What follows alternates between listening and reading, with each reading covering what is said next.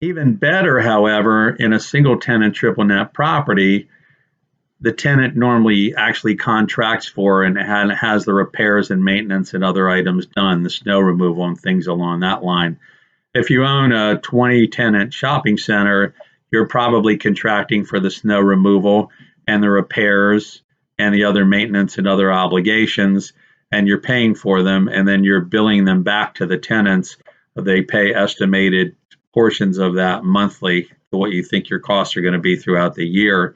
So not only does a tenant in a triple net lease where there's a single tenant pay those expenses, but they usually contract for them directly, and they take that headache, as it were, off the table for the landlord. So again, I said this was going to be a case study. I want to talk about a client of mine who has purchased more than a half a dozen Dollar Generals up and down the Eastern Seaboard. So he wanted these because they're more hands-off. This gentleman was a prevalent home builder here in Maryland, had done several neighborhoods of more than 100 residences. He also happened to have a master's degree in real estate from Johns Hopkins. Very bright man, knew a lot about his craft. So he had this portfolio of rental houses that he had kept back from his neighborhoods. And in rental houses, much like an apartment building, especially a larger one, you have people that are there all the time. Some people work during the day. Some people work during the night. Some people are unemployed temporarily or permanently. Also, if you've got a 30-unit apartment building or 30 homes, you've got 30 people that can call you at any hour with an emergency, a broken toilet, a repair need, maintenance, an intruder on the property, or something along that line. And so these are on the more high maintenance, high management strata within the property investment realm. And he wanted to get away from this. He wanted to get to an investment where he really didn't have to do much. In fact, he really didn't want to have to do anything other than just to get a check. So that was his investment goal. And it's a lot of people's investment goals, particularly when they're getting older and they want to kind of kick back, or maybe they're out of town or traveling a lot. And he did not know within the single tenant triple net realm what he wanted to invest in. So we looked at everything. We looked at the fast food, we looked at the quick service food, we looked at the phone stores, we looked at the dollar stores, we looked at the banks, we looked at the gas stations, and certain other, we looked at the auto parts stores, and we narrowed it down. He in particular was very forward thinking, and he thought, I want a tenant, if I hold this for a long time, yes, now the times are good and they're doing well, I want a tenant that I think is going to do reasonably well, or at least be able to pay my rent in the down times. So we thought long and hard about that and said, well, who's that? Well, the dollar stores. They do pretty well when times are good, and they do often even better when times are not so good. We're in the COVID-19 epidemic right now, which is why I'm sitting in my wife's art studio in our basement rather than at my office. Just read that Dollar General is going to hire 50,000 more people. Likewise, people tend not to buy new cars when times are bad. They'll hold on to their old cars. Those cars need repairs, and people who have the ability to fix their cars, or know a friend who has the ability to fix their cars, or in today's day and age, you can look on YouTube and find videos on how to do repairs to your car. They will go to an AutoZone or to Pep Boys or one of the other auto parts stores, and they'll buy auto parts instead of going to the mechanic, or certainly instead of buying a new car. So those industries tend to do pretty well. There's a demand for drugstores and healthcare type information. Urgent cares could be another single tenant triple net property. And so those tend to do pretty well in down times. So we really narrowed down to those industries. Then we took a look at credit. They said, I want somebody there who's going to be able to pay my rent for if I have this location for 10 or 15 years, who's going to be able to do that? So he ultimately settled on Dollar General within the dollar store industry, Dollar General in particular. Why? Well, Dollar General is a Fortune 125 company. I think as we speak, they might be 126 or 129, but for all intents and purposes, they're a Fortune 125 store. They've got really good credit. And whereas some really good credit entities form a little sub entity for every couple of stores and you're really not getting that credit on the line, there are other stores like Starbucks and like a Dollar General that sign with their big credit name on the line. So if you're the landlord, you know that you've got a Fortune 125 credit that does very well in down times and up times, and that they're obligated. Dollar General signs a 15-year lease term. So you should, barring Armageddon or something really, really terrible, you should get your rent from this tenant for the next 15 years if you hold the store that long.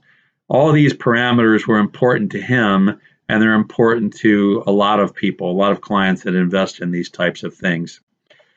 So you need to look at a lot of people look at big names. They're like, well, it's a Burger King. That's a big name.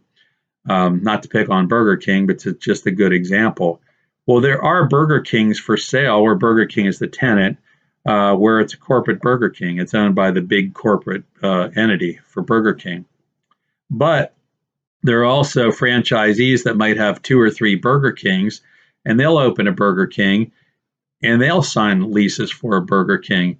And if you buy a Burger King that's not the corporate entity on the line, but has a 2-unit or 3-unit franchisee on the line, you're not getting the credit that you would get if you had the corporate entity on the line.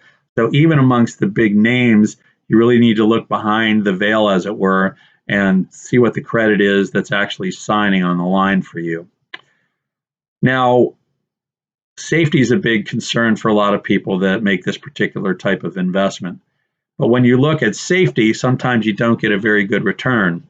I have recently seen McDonald's and Chick-fil-A, not to pick on them, but these are some prevalent examples, trade at a 4 cap, or even I've seen a couple of 3 and 3.75 cap trades for these particular stores.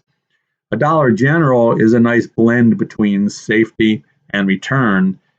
Some of the caps are under 6% these days, and they're better locations, but you can get between a 6 and a 7 cap for a newer Dollar General in a lot of situations. So it's a nice blend. I get to keep my safety, but with the quality of tenant that I have, I get to have them pay all the expenses. It's absolute triple net. They're going to take care of everything, and they're going to do well in bad times. And they just kind of fit all these boxes, and they've got a good return while having good safety. So some of the other things that we looked at, he did not know how long he was going to hold these stores.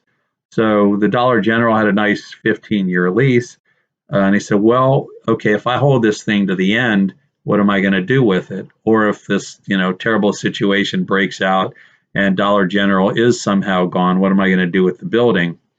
Well, Dollar General, I'm not in their boardroom, this is an outside guess. Their stores used to be very well located on roads with 20, 30,000 cars and above going by every day. They seemingly have decided that their customers are going to find them, and that they don't need to locate on really prevalent roads. They can locate in areas where the road has 3 or 4 or 5,000 vehicles a day, and that their customers will find them.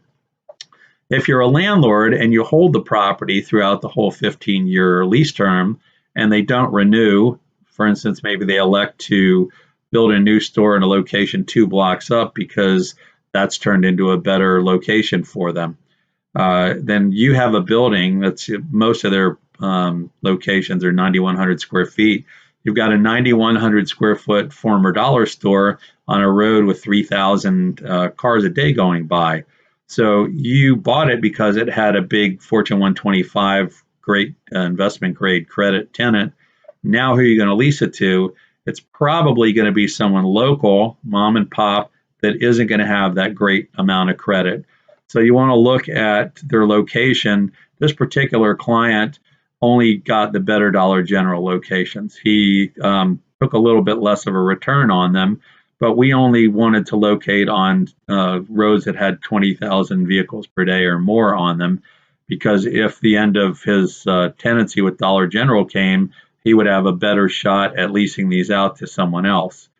Now, if you have a lesser location, you still have Dollar General, you've still got the investment grade credit, you've still got a 15-year lease, and you still stand about the same amount of chance of getting your rent throughout that 15-year term. It's just afterwards what's going to happen with the building. In his case, he didn't want to have a lesser location. If you do want a lesser location, then you can get a better return typically than if you have a better location.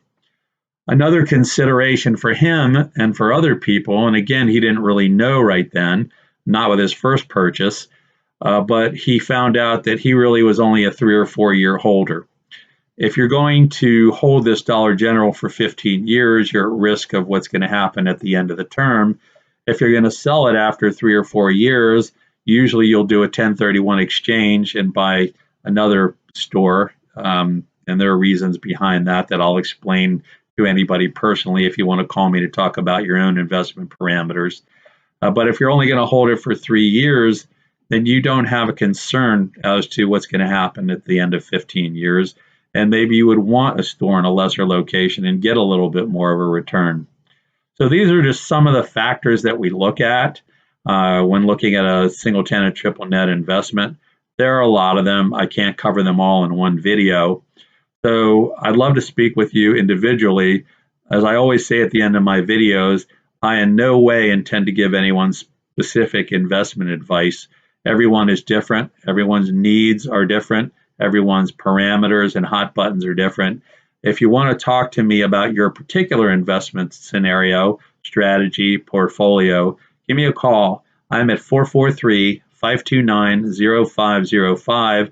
Again, that's 443-529-0505. Or you can email me. I'm at elangert@thelangertgroup.com. That's elangert@thelangertgroup.com. Langert is E-L-A-N as in Nathan, G-E-R-T as in Thomas. Have a great day and God bless.